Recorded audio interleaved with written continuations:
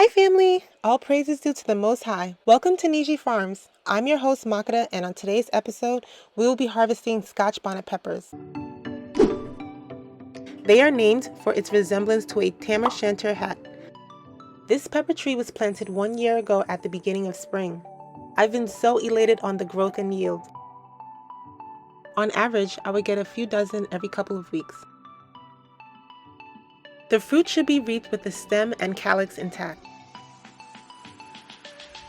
Holding the stem of the fruit between the fingers very close to the fracture line and gently tilting upward will do this.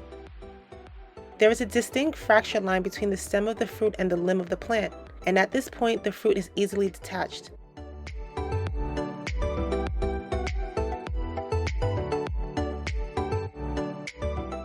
This detached stem has a sealed outer end which minimizes the entry of microorganisms, resulting in a longer shelf life of the fruit.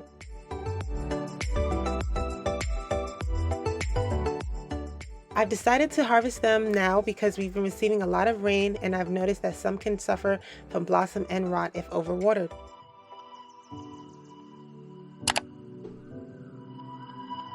This is the second pepper tree in the area. It's been struggling, but I've been working on bringing it back to life.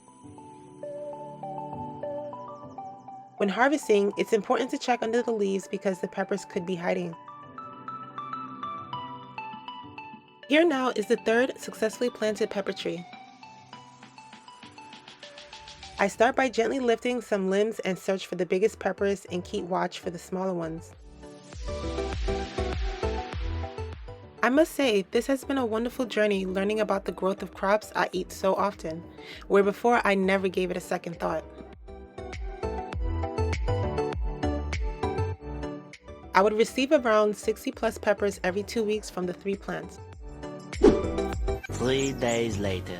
Hear the birds, y'all? It's so calming. Peter Piper picked a peck of pickled peppers. A peck of pickled peppers Peter Piper picked. If Peter Piper picked a peck of pickled peppers, where's the peck of pickled peppers Peter Piper picked? Do y'all remember that tongue twister? So as I was saying, I kept a watch for the smaller peppers, and there was a lot. Peppers are self-pollinating as like tomatoes, beans, and peas. They do not need pollinators to aid in fertilization.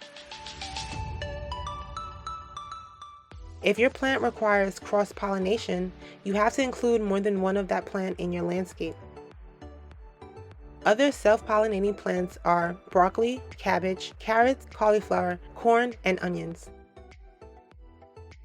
Self-pollinating fruit trees include apples, cherries, peaches, and pears.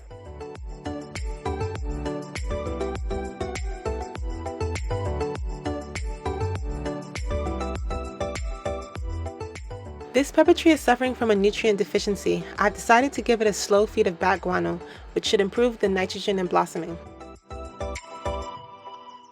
The Scotch Bonnet pepper is also great for weight loss as it keeps the metabolism working at a high rate. It is also used in the treatment of cardiovascular disease.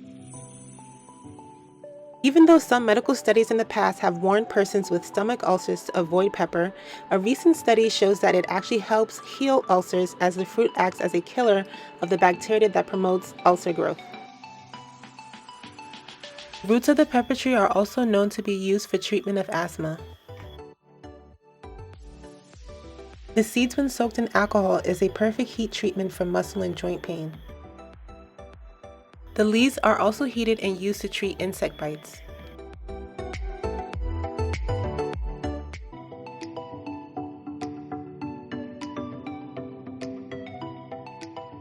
Yay, peppers!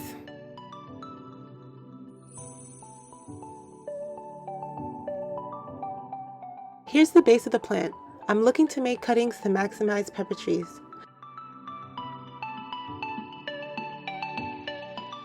Anything you would like to see in future episodes? Do you like pepper? Leave a comment below with a pepper emoji if hot and spicy is your thing. Thanks for watching. See you next time.